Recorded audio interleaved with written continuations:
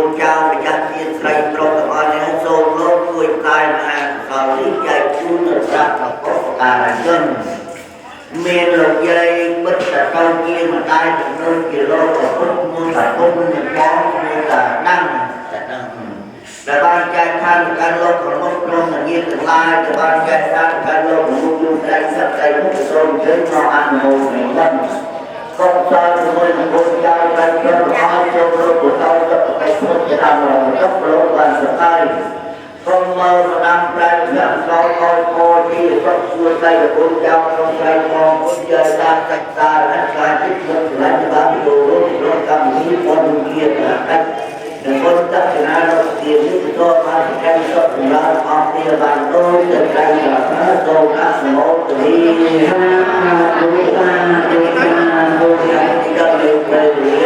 để không bỏ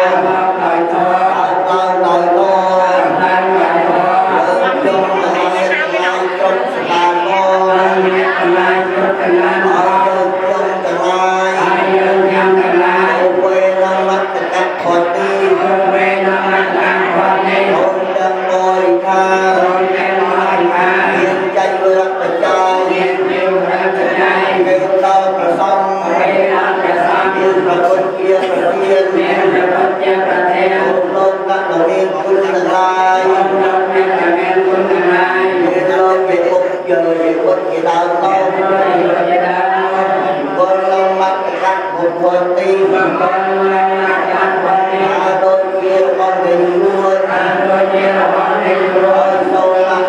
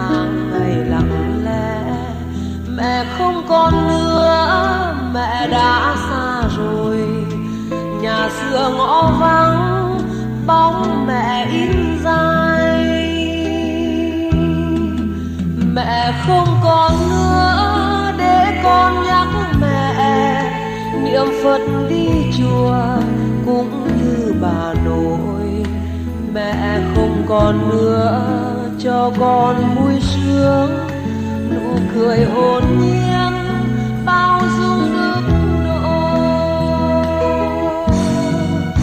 Mẹ không còn nữa để con trở về, ngồi ôm gối mẹ nghe chuyện ngày xưa. Mẹ không còn nữa để con trở về, ngồi ôm gối mẹ nghe chuyện ngày xưa.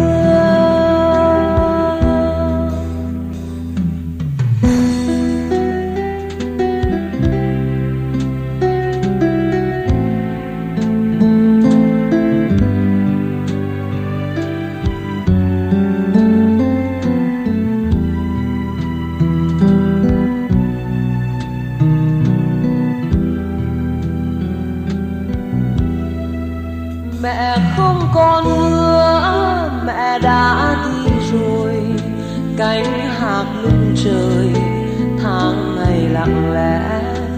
Mẹ không còn nữa, mẹ đã xa rồi, nhà xưa ngõ vắng bóng mẹ in dài.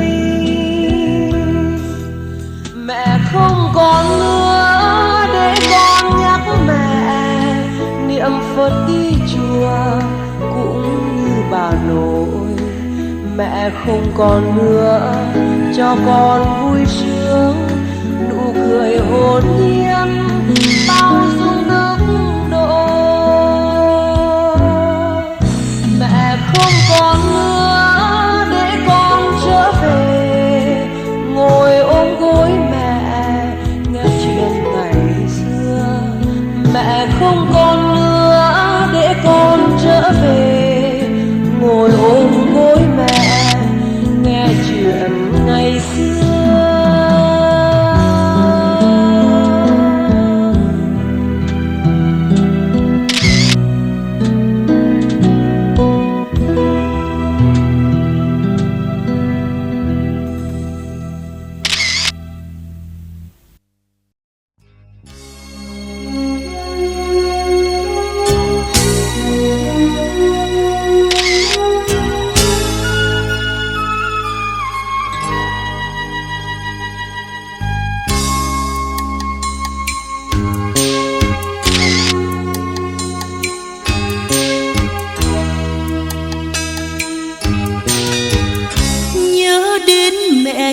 Con thương vô vàn,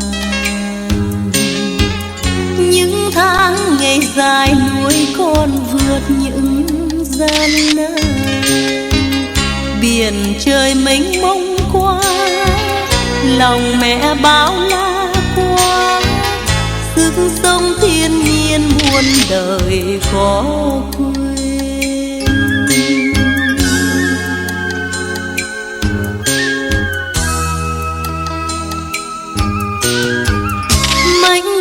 Cùng người kinh qua gian khổ, mái tóc giờ này còn hôn màu đất đã khô.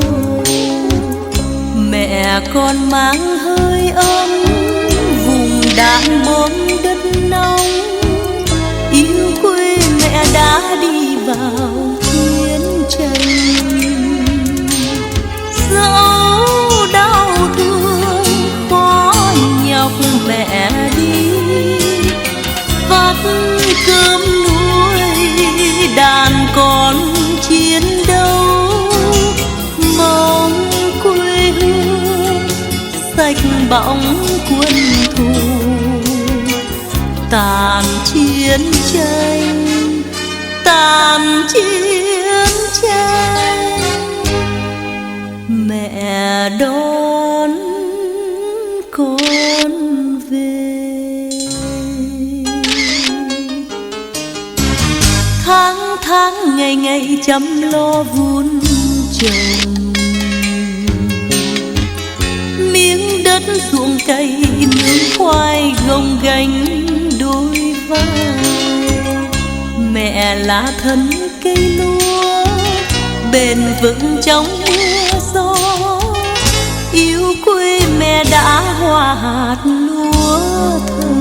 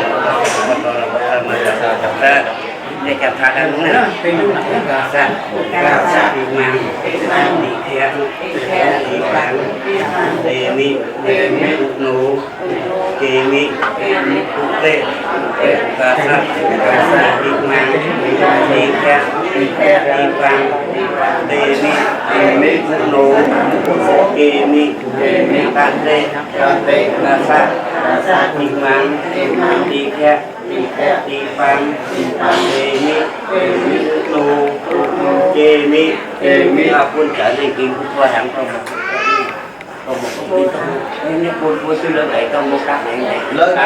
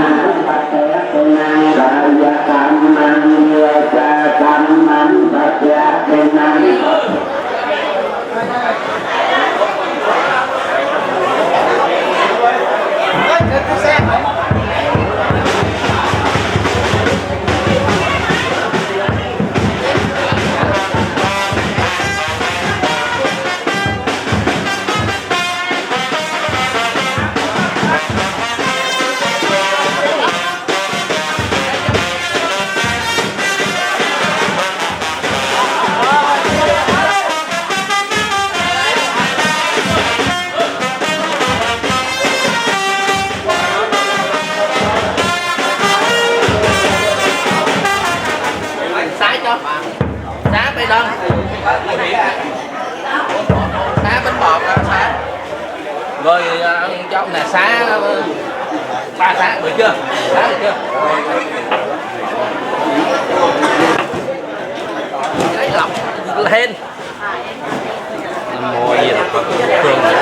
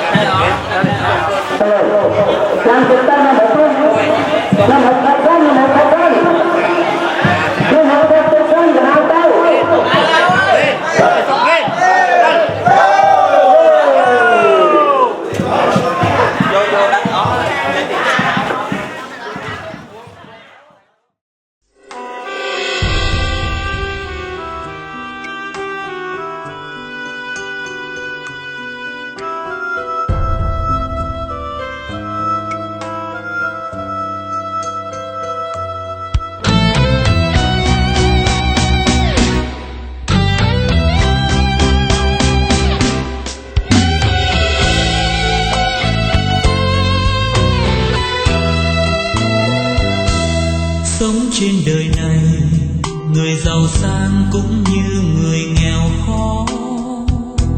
Trời đã ban cho ta cảm ơn trời cuộc sống hôm nay.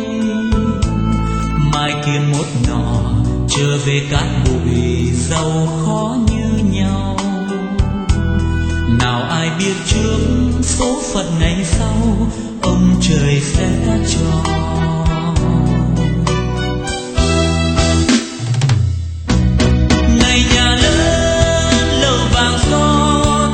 Lời danh trước quyền cao sang có nghĩa gì đâu, sao chắc bền lâu, xem như nước trôi qua cầu.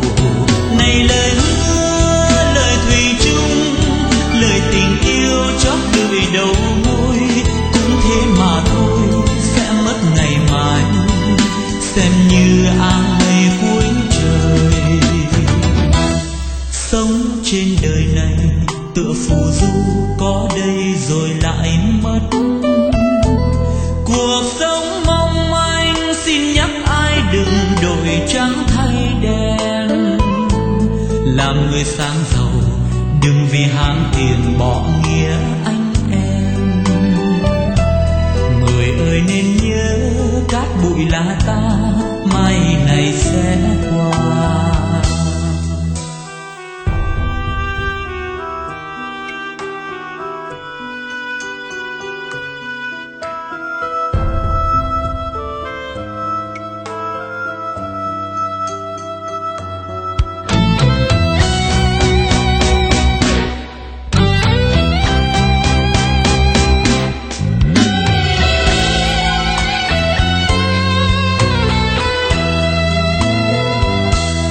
Sống trên đời này, người giàu sang cũng như người nghèo khó.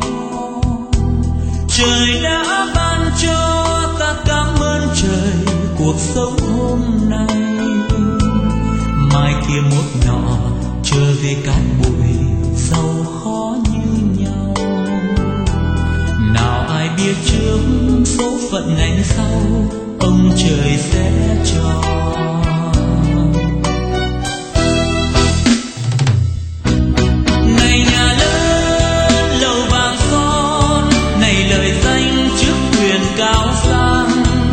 Nghĩa gì đâu, sao chắc bền lâu, xem như nước trôi qua cầu. Này lời hứa, lời thủy chung, lời tình yêu chót lưỡi đầu môi, cũng thế mà thôi, sẽ mất ngày mai, xem như áng mây cuối trời. Sống trên đời này tựa phù du, có đây rồi lại mất. Cuộc sống mong manh, xin nhắc ai đừng đổi trắng thay đen. Làm người sang giàu, đừng vì ham tiền bỏ nghĩa anh em.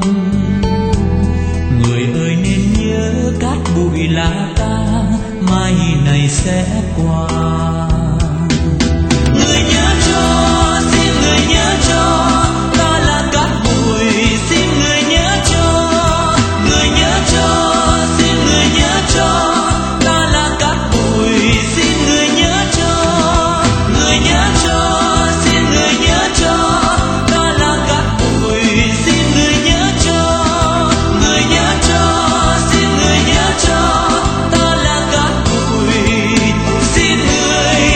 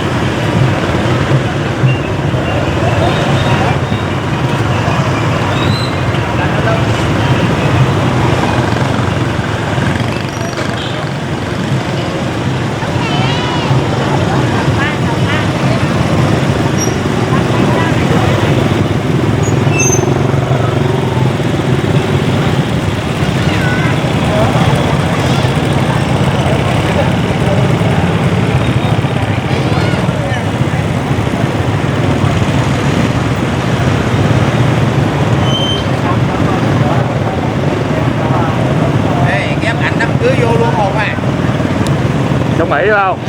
Ghép Sông Hỷ vô luôn á.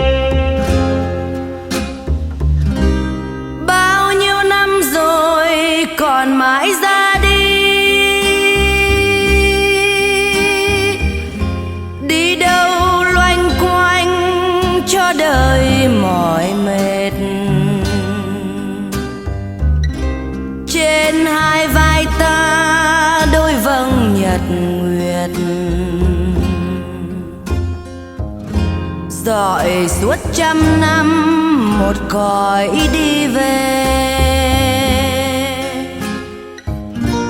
lời nào của cây, lời nào có lạ. Một chiều ngồi say, một đời thật nhẹ.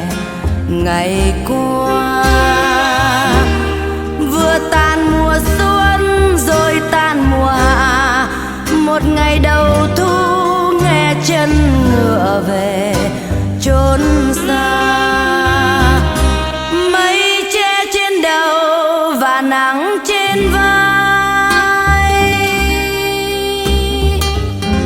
Đôi chân ta đi sông còn ở lại.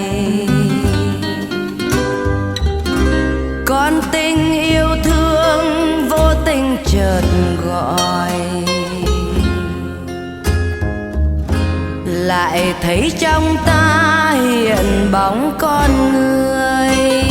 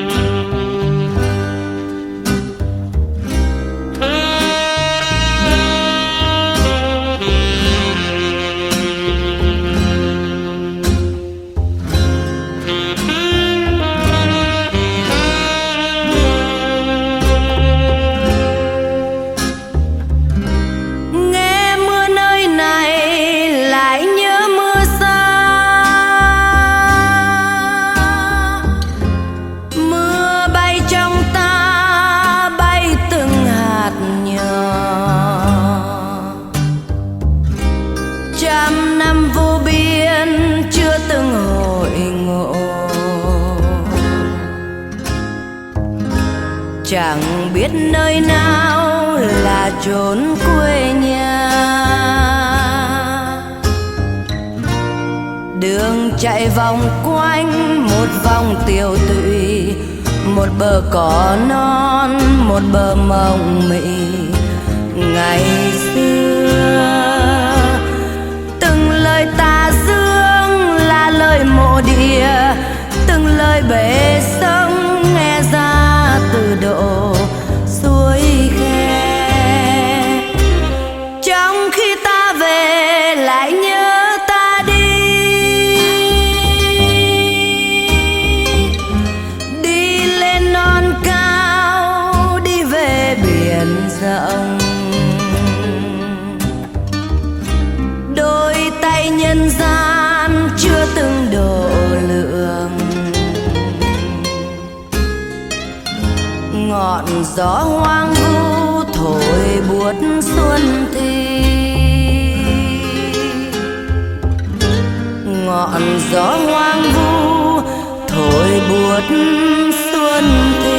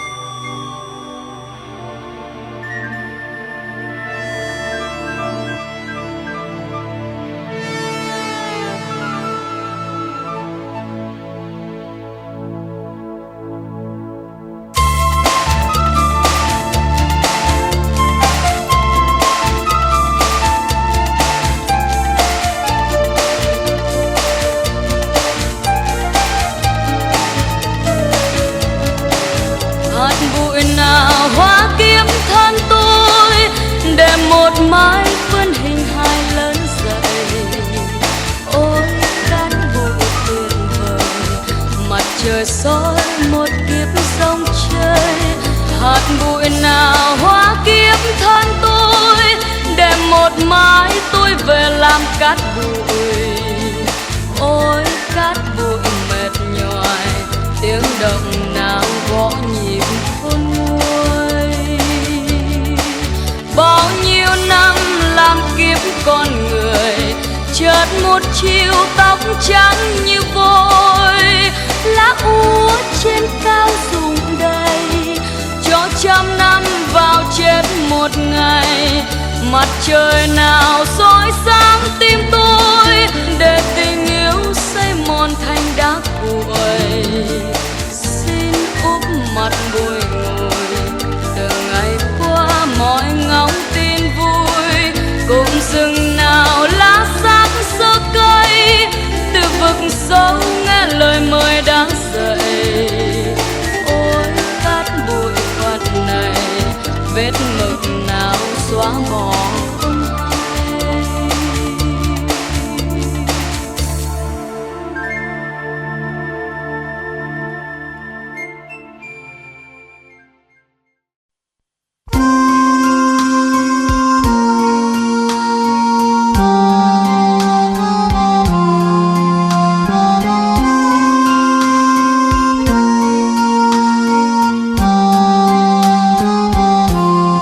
Tôi có một ngày tôi xuôi tay nhắm mắt, theo chiếc xe tang hai hàng ngựa trắng đi đầu. Rồi có một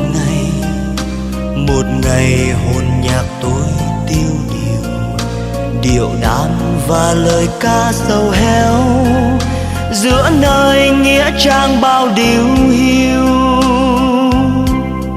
Rồi có một ngày em không thương không nhớ, em sẽ quên đi tháng ngày mình sống mong chờ. Thời gian còn lại chỉ là một mộ bia hoang tàn,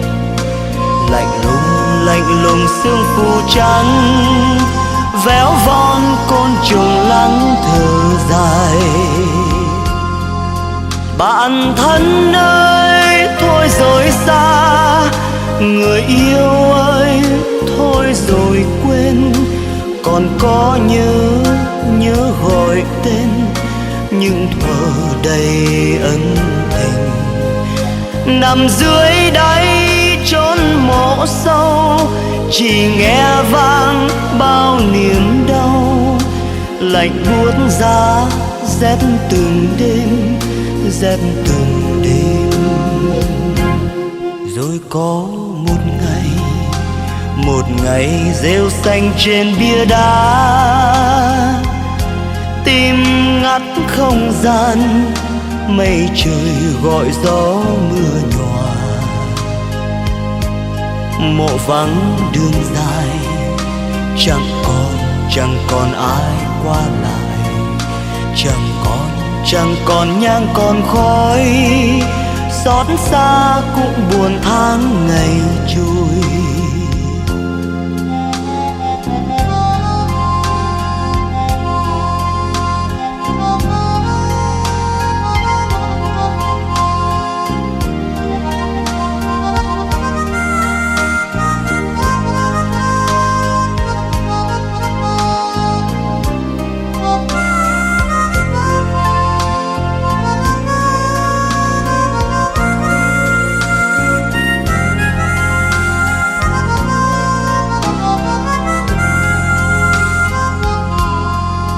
Bạn thân ơi thôi rồi xa, người yêu ơi thôi rồi quên. Còn có nhớ gọi tên, nhưng thuở đầy ân tình. Nằm dưới đáy chốn mộ sâu, chỉ nghe vang bao niềm đau. Lạnh buốt giá rét từng đêm, rét từng đêm. Rồi có một một ngày rêu xanh trên bia đá, tim ngắt không gian, mây trời gọi gió mưa nhòa. Mộ vắng đường dài, chẳng còn ai qua lại, chẳng còn nhang còn khói, xót xa cũng buồn, tháng ngày trôi.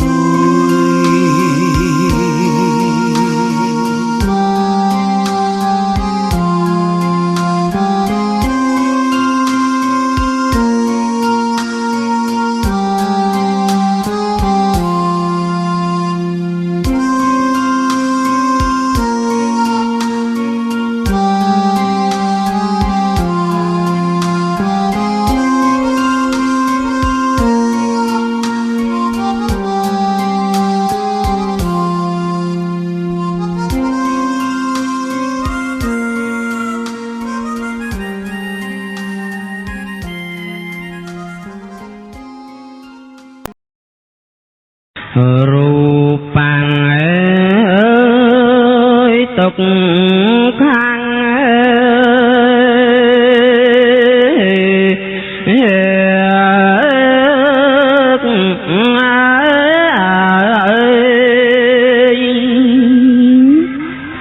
ตกกายตกคลัง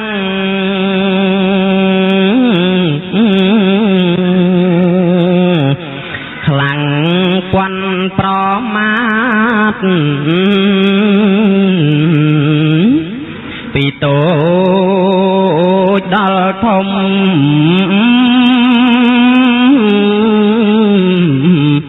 ตกต้มขนมปลา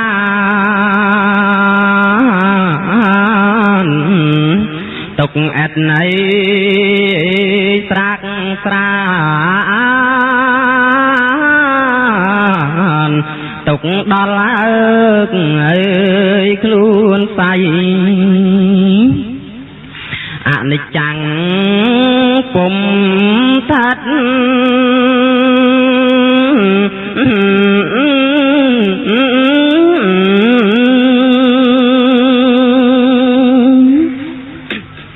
ผมเทนนึดยืนอยู่ลายใน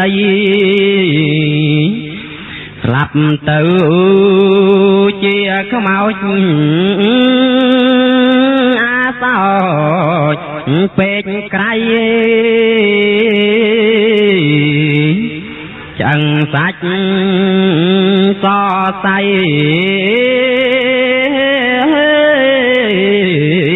เจียเปรียงเอ้ยเท่านี้อนัตตาโซนสัง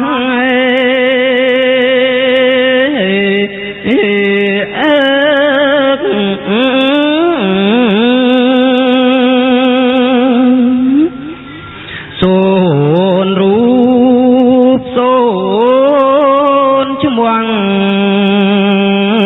โซนแมงเปียสัญญีโซนยอไอสังเคดาทีกาเศร้าพี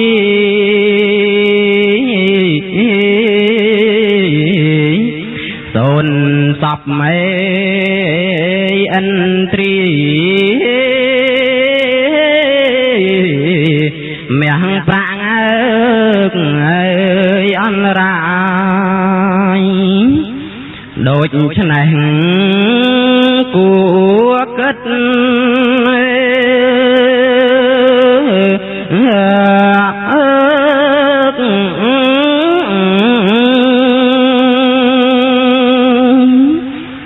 กูเรียงสา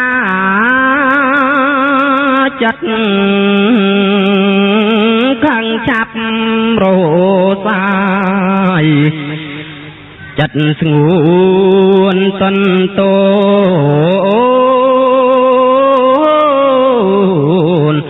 ដូចគោនឹងម្ដា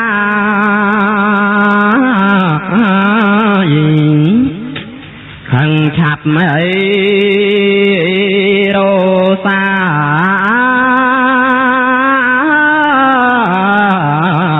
សួនបាត់អើយទៅ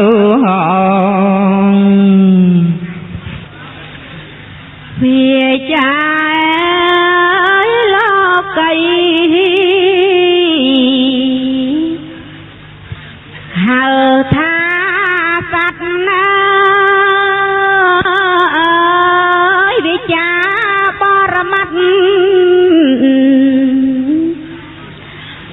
ហៅថាខណ្ឌណាជាធាតុអនេត្រីជាងចាំស្បានណែឯខណ្ឌមាន5ណែ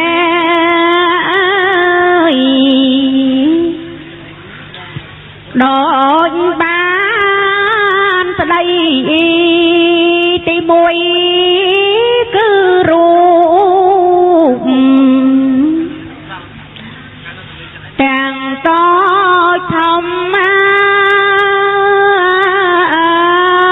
ប្រជុំធាតុ4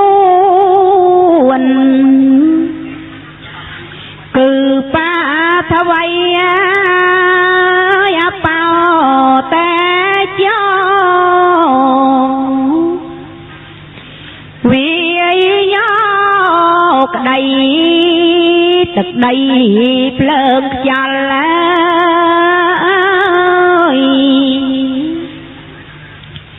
ដោយសង្កាត់ធាតុ4ប្រជុំ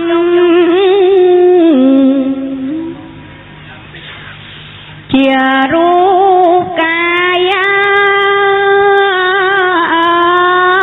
សពសត្វទាំងឡាយតាមបរមត្តណាជាទីប្រជុំ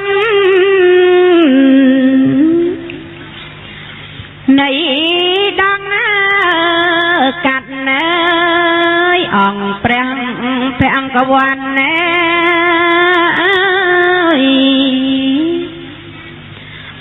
ហៅថាខណ្ឌទី2វេទនីជាខាងក្នុងដែលប្រកងអារម្មណ៍តាមថ្នាំជន់នាំចូលឲ្យចិត្តកិតគួញកាន់ណែជាគ្រឿងកំណាន់ណែ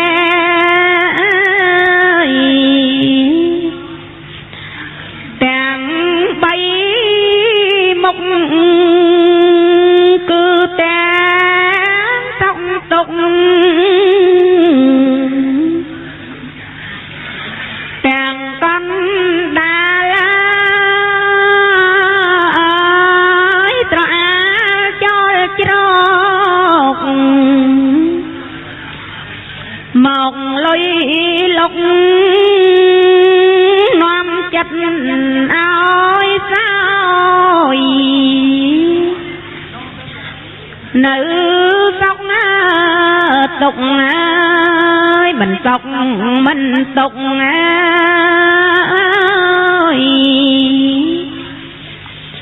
អ៊ុងប៉ែខាធម្មជាតិគ្រឿងសោយអារម្មណ៍ផងបីយ៉ាងนิ่งក្នុងរូបអង្គព្រះលោកនីជាសា ស្ដាហៅថាវេទនា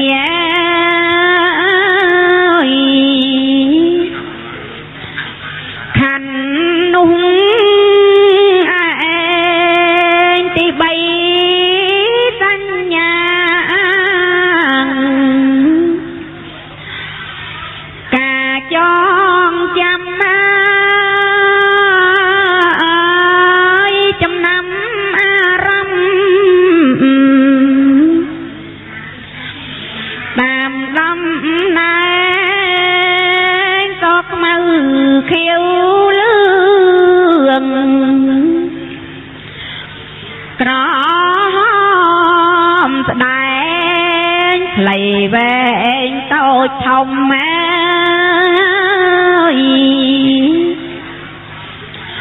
ក៏ចាំជាប់ភ្នែកចាំខាងរូបរៀងក្រុមយ៉ាងត្រជាចាំខាងបែកសោសាប់ច្រមុំចាំខាងក្លិនគូគប់មើលមិនគប់ក៏ចាំមើល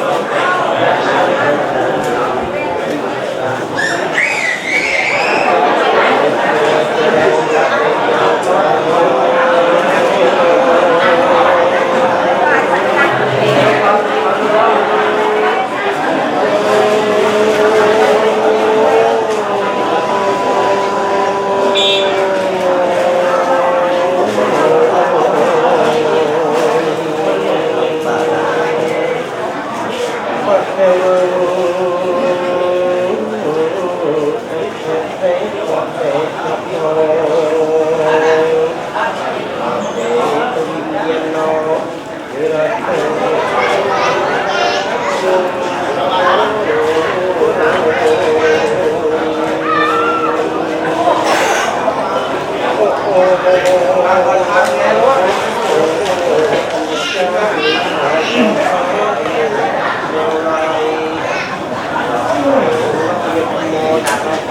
subscribe cho kênh Ghiền Mì Gõ để không bỏ lỡ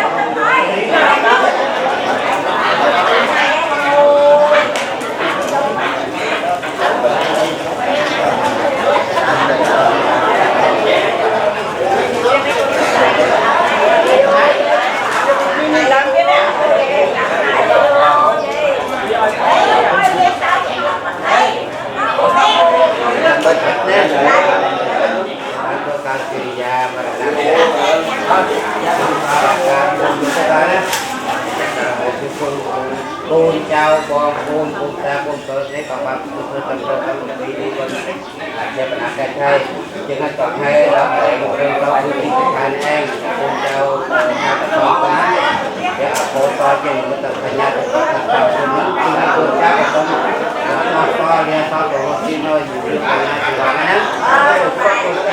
nó ok con nó ốp xăng trên con rồi con nhà con sẽ thật to nhà hồi cao của mình ngon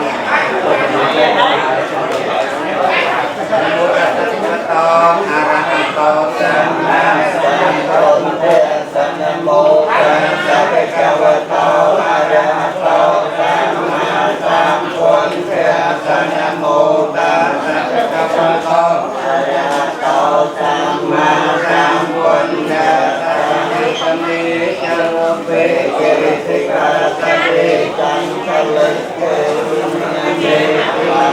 Paman Savanatan Lo Ayam Patan Tan Nam Savanatan Lo Ayam Patan Tan Nam Savanatan Lo Ayam Patan Datang Putin Antawi Sanja Tuyata Sanja Sahang Saki Sanja Sakasanang Tan Terasa Ante Sang Thong Anh Cho Sang Thành Cho Anh Ca Rê Ni Nam Miền Thế Tất To Sang Quân Thế Quanh Cha Banh Nha Quanh Cha Cha Tô Vi Quanh Cha Sang Yang Sa Thế Sang Cha Cha Sa Sang Sa Ni Nam Miền Mi Tê Ra Sa Ante Sang Thong Anh Cha Sang Thành Cho Anh Ca Rê Ni Nam Miền Mi Anh Namaskara No Pia Ve Na An Twa Sa Pe Pa Sa Ve A Se Sa